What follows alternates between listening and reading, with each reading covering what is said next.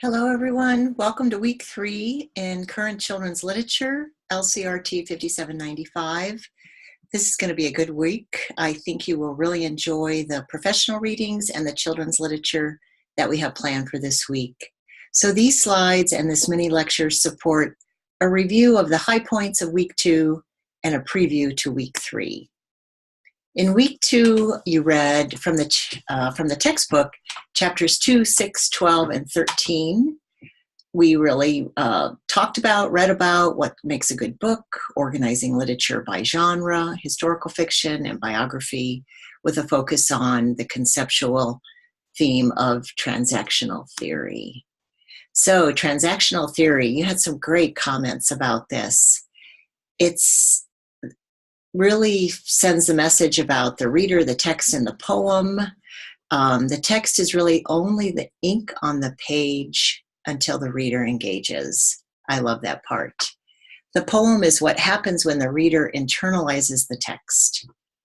So the reader's stance may be efferent, where there's a focus on facts, and some of us really do that. There's concrete, literal readers.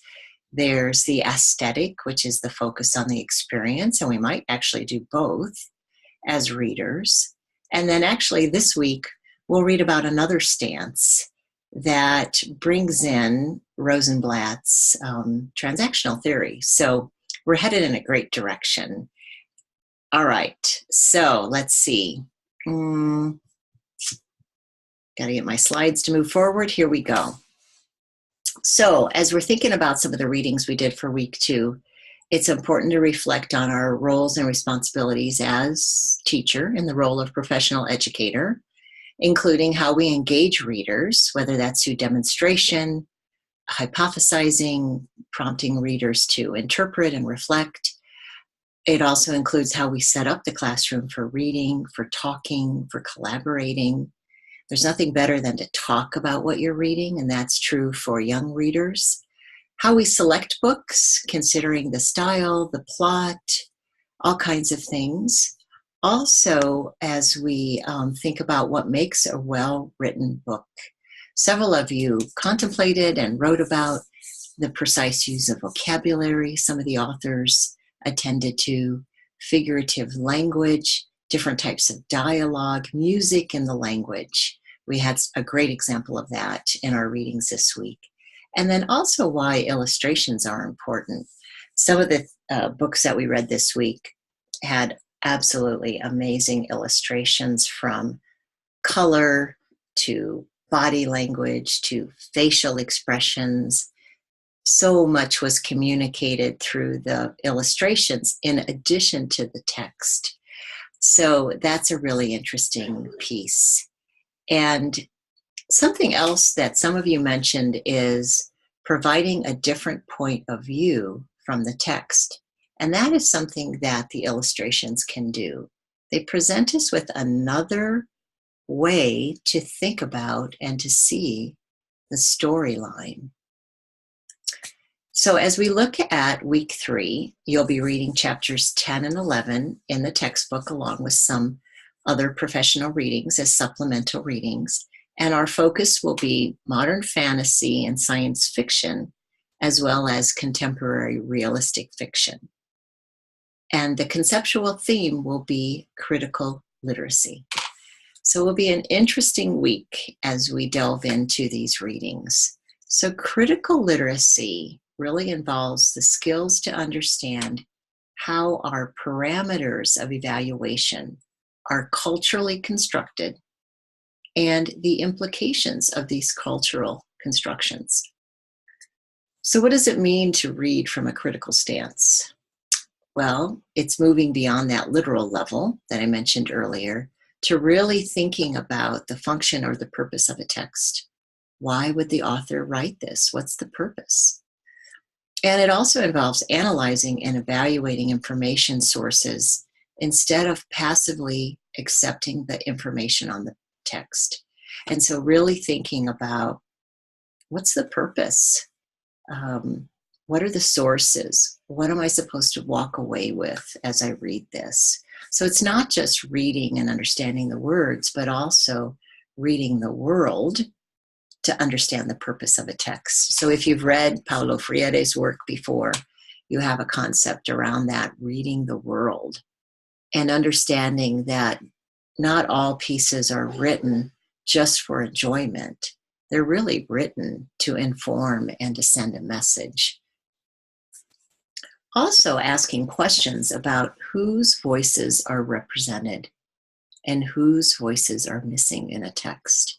And that's a really important piece that if we get wrapped up in the story, sometimes we can overlook. So whose voices are really represented in the text we're reading? Critical literacy then really involves asking important questions. As I mentioned, whose voice is represented, whose voice is missing, whose voices are silenced or discounted even, whose viewpoint is expressed, and where does this viewpoint stand in today's world? Is it the viewpoint of an individual who is usually front and center? Is it a viewpoint of an individual who is often marginalized? So think about that as you read for this week and even upcoming weeks. How might the same situation or problem that is presented in the book we're reading change if it was viewed from a different perspective? That can be a really interesting thing to consider. Also, you'll be asked to consider the 4 dimensions of critical literacy. These include disrupting the commonplace, interrogating multiple points of views, we just mentioned that one, considering socio-political issues that are presented in the reading, and taking action and promoting social justice. So those are 4 dimensions of critical literacy that you'll be asked to consider this week, as well as how might these 4 dimensions be considered and applied when you're reading a couple of these books. So for example, the book Abuela by Arthur Doros, and also the book Where the Mountain Meets the Moon by Grace Lin. Both books really fit within the genre of modern fantasy and lend themselves well to supporting learners to read from a critical stance. Okay? You're going to have a good time with these, I already know. Chapter 10 really has a focus on modern fantasy. I love this. It's the birth child of folklore parents. So modern fantasy, what are the components? It must have strong, believable characters. It must examine issues of the human condition. It must have a strong, credible plot, have strong elements that violate the natural physical laws of our known world. And you'll have to read both of them this week and see what you think.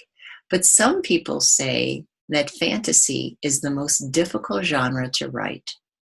So why do you think that? We'll give you several things to think about as you read some of the books this week. So this week you'll be exposed to a couple of books in the fantasy genre. And you may have some other titles in fantasy that you really like. So please make sure and share those with us. Let's see, what else? The element of magic in fantasy is revealed through a range of categories, such as animals who appear in some kind of magical way, tiny humans, peculiar characters, imaginary worlds. So you can already start to think of some books that are falling with that fantasy genre. Time warp fantasies, supernatural tales.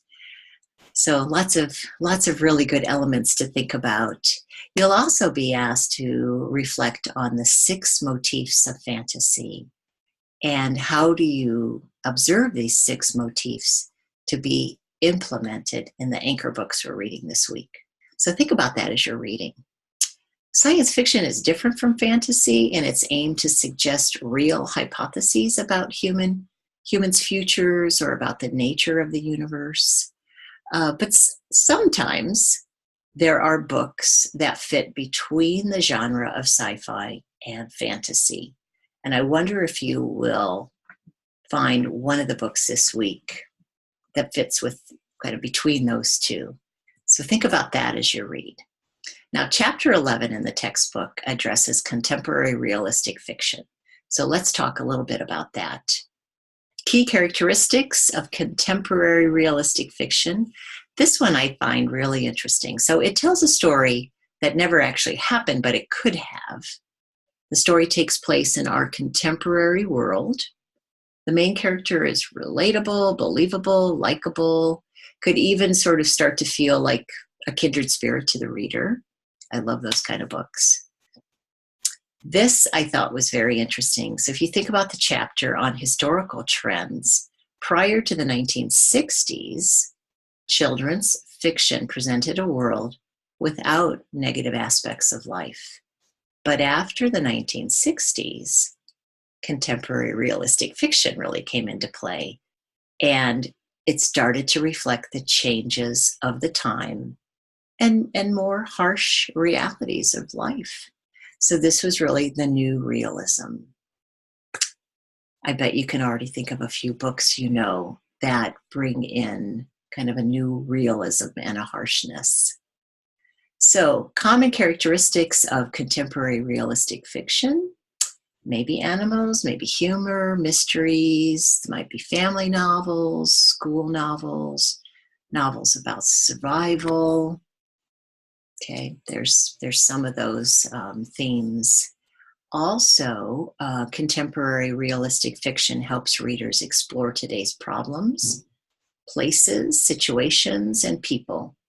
Readers can put themselves in the book, or they can be transported to a different context, even harsh context, very much like our third anchor book, Sold.